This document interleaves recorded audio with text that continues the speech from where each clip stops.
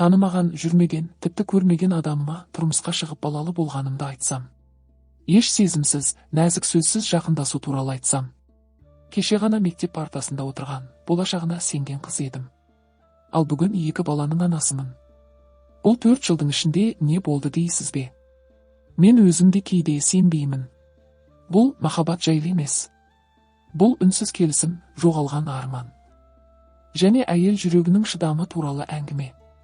Ендеше тағдырымды айтып берейін. Таңғы самалмен бірге есіме өткен күндер орала береді. Кеше ғана мектеп партасында отырған, арманын арқалап жүрген көрікті бойжеткен едім. Ақ жейде көк белдемше, қолымда кітап. Болашаққа деген сенімім қандай берік еді. Ал бүгін сол арманымның көбесі сөгіліп, 2 баланың анасы болып отырмын. Бір қыз, бір ұл. Тағдырымды 4 жылдың ішінде ересек өмірдің ауыр салмағы тез есейтті. 4 жыл бұрын апам мен жездемнің табыстырған адамына тұрмысқа шықтым.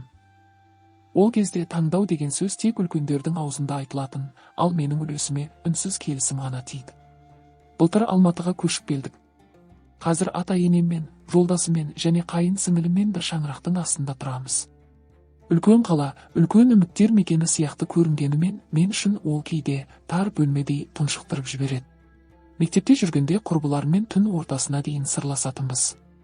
Жаның жатпайтын, сенбейтін адамға тұрмысқа шығып, балалы болу мүмкін емес деп бір-бірімізге батыл-батыл ой айтатын едік. Сол кезде өзімді ақылды, өмірді түсінетіндей сезінетімін. Ал қазір сол сөздерім үшін тағдырдан кешірім сұрағым келеді. Өмір кейде адамды өз айтқанын өзі терістейтін жолға салатынын ұқтым. Сын айтуға, артық сөйлеуге болмайтынын енді ғана түсіндім. Егер өз ата-анам тірі болып, жанымда жүргенде, бәлкім маған таңдау берер ме еді. Қаталдықпен уақыты келді деген желеумен тұрмысқа шығуға мәжбүрлемес еді деп ойлаймын. Бірақ ол тек ой. Өмірде бәрі басқаша өрбіді.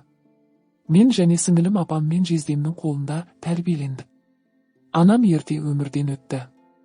Әкенің көлеңкесі де алыстап кетті, ол басқа елдің қолына кіріп, бізді тағдырдың өз бетімен ағуына қалдырды. Біз тума-туыстың табалдырығын тауысып, әр үйдің есігінен үміт пен үрей аралас аттадық. Ақырында апа мен жездемнің шаңырағына тұрақтадық. Олар бізді жеткізгенімен жүректегі жараны жазып жібере алмады. Жолдасым бұрын отбасылы болған, ажырасқан адам. Мінезі тез тұтанады. Кез келген адамнан қызғанады, себепсіз, жөнсіз. Кейде сол қызғанышы қол көтеруге дейін барады. Әр ұрыс сайын жүрегім шым етіп, балаларымның жүзін көремін. Олардың көзіндегі қорқыныш пен түсінбестік мені мың рет өлтіріп қайта тірілтеді. Ана ретінде бәріне төзуге дайын сияқтымын, бірақ әйел жүрегі де бір күні қажиды екен. Жолдасым бірінші әйелінде осылай көрінгеннен қызғанып, қол көтеріп, ақыр соңында жолдасы балдарды алып өз үйіне кетіп қалған екен. Ауыл қалса да әдет қалмайды ғой. Маған да сол тірлігін көрсетуде. Ерсі қылықтары өте көп, барлығын айтып уақыттарыңды алмайын. Қысқаша баяндап берейін.